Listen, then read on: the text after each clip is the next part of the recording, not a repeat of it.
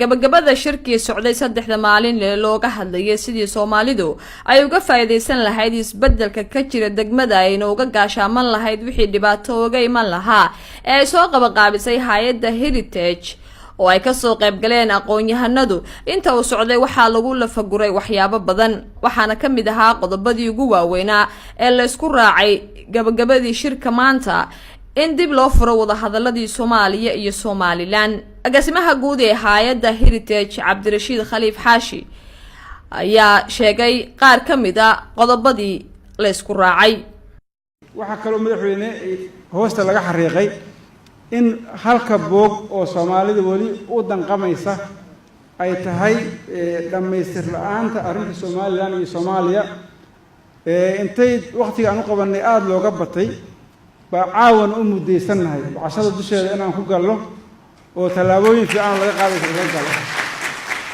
annagu waxaan goosanay inaan arrintaas ay noo noqoto priority ama arrin wax ka qabanno taasoo keentay reer Somaliland inay yiraahdaan Hargeysa man sanadka dambe ku casuubeynaa reer Kenya iyo Yusuf Xasan baa yiri annaga sanadka hore furno taagnay reer Dirdhib waxay leeyihiin jigjiga waxay leeyihiin annaga hadda hawshu gobol ka socota anagu furfurxoon laakiin anagu Djibouti meel inaan ka aadno diyaar uma nihin wasiiradii hore ee arrimaha dibadda ee dawladda federaalka Soomaaliya Fawsiyo iyo wasiirkii hore ee arrimaha dibadda ee Somaliland Bixi oo TV-ga Honkeyba la hadlaya soo dhaweeyay in mar kale dib loo bilaabo wada hadalada Somaliland iyo Soomaaliya go'aanadii maanta halka shirka ka soo baxay go'aanadaas oo ay ugu waaynaayeen qadiyadda Somaliland waxaan aad iyo aad ugu mahadnaqayaa madashan maanta isu timid oo ka timid shanta gobol ee Soomaaliya waxaanu raadin jiray kigalka shanaad iyo NFD iyo Muqdisho Soomaaliya iyo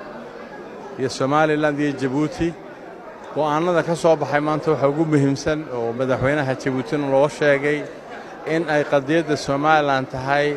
lafdhabarka shirka maanta waxa ka soo baxay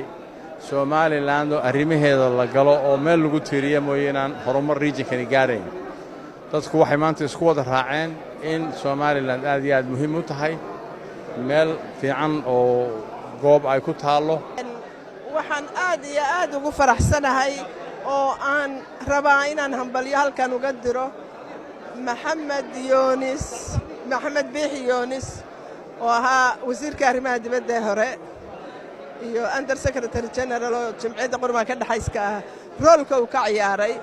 sida uu u soo dhaweeyay sida maskaxda iyo aqliga iyo kaska ku dhisan ee uu arrinka uga dooday oo uu u soo dhigay frontka sidii loo wada hadli lahaa sidii wax loo qaban kari lahaa iyo Soomaali halkay gaari lahayd hadday wax un ku heshiiso oo laga saaro shakiga iyo cunfiga ee si laab xaadan looga wada hadlo aniga haddaan ra'yigayga ka hadlo oo waxaan weligay sheegi jiray 10 sano ka hor baan lahaa war dadka hal qadiyada aad hayso hal laga dhaadhiciyo hal loola yimaado hal la fahamsiyo madaxweynaha dalka Djibouti Mudane Ismaaciil Cumar Geelo oo soo xiray shirkii socday muddada 3 maalin ayaa farxad iyo guul ku tilmaamay go'aankii ay wada qaateen aqoon-yahanadu waxa uu sheegay in dawladda Djibouti ay mar walba garab taagan tahay isbedelada hadda socda iyo kuwa imaan doonaba waxa loo baahan yahay in la isweydiiyo waxay dan inoo xambaarsan yihiin ama wixii dibindaabiyo ku duugan waxa wanaagsan in fiir dheer loo yeesho waxay dunida kale rabto iyo sida ay dawladaha gobolku ula falgali karaan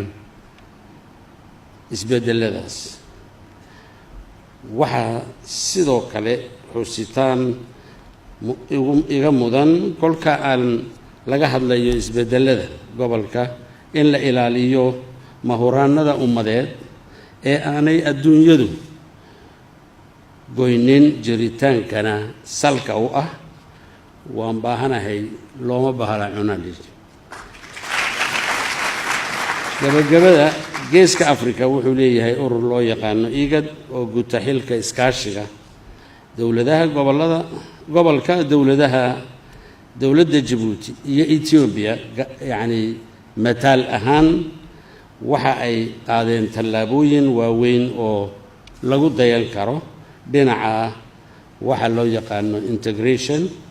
waana mid ku dayasho mudan waxna lagu dhisi karo. Sagal Saciid Faarax on Cable TV, Djibouti.